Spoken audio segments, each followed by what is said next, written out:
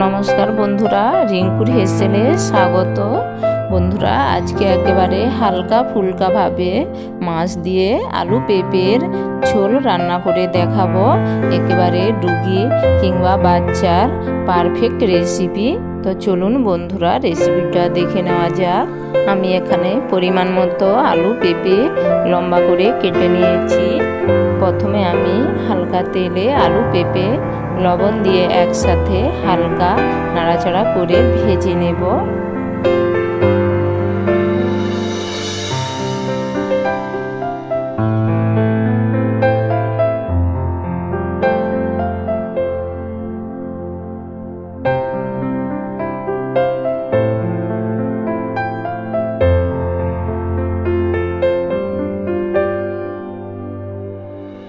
আলু পেঁপে ভাজা হয়ে গেলে এর মধ্যে আমি পরিমাণ মতো জল দিয়ে আলু পেঁপে 10 মিনিটের জন্য ঢেকে সেদ্ধ করে নেব। 10 মিনিট পর ঢাকা সরিয়ে নিয়েছি। আলু পেঁপে সেদ্ধ হয়ে গিয়েছে। আমি একটা পাত্রে নামিয়ে রাখবো।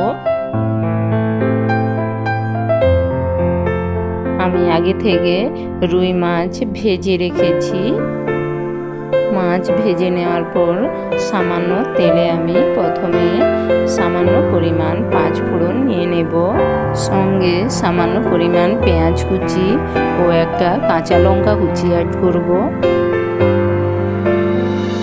পেঁয়াজ হালকা ভাজা হয়ে গেলে কেটে রাখা টমেটো কুচি ও সামান্য পরিমাণ আদা বাটা দিয়ে আমি আবারও হালকাভাবে নাড়াচাড়া করে নেব।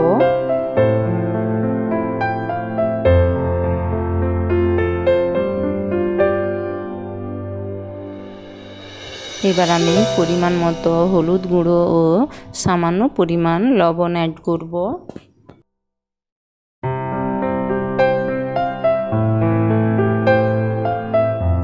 সঙ্গে সেদ্ধ করে রাখা আলু পেঁপের ঝোল আমি মশলার মধ্যে দিয়ে আবারও আমি হালকা নাড়াচাড়া করে 10 মিনিটের জন্য লো ফ্লেমে ঢেকে রাখবো।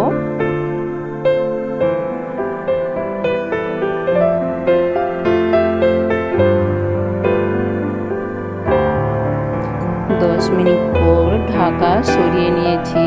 আলু পেঁপে সুন্দরভাবে সেদ্ধ হয়ে গিয়েছে। রান্নাটা প্রায় আমার হয়ে এসেছে। এবার আমি এর মধ্যে আগে থেকে বেটে রাখা জিরে বাটা অ্যাড করব।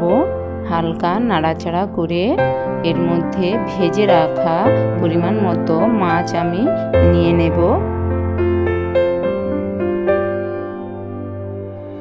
আমি আরও 2 মিনিটের জন্য রান্না করে নেব।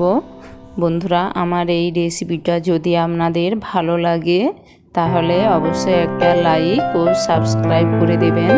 কমেন্ট করতে ভুলবেন না।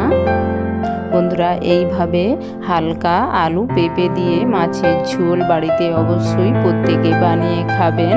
স্বাস্থ্যের পক্ষে একেবারে পারফেক্ট রেসিপি।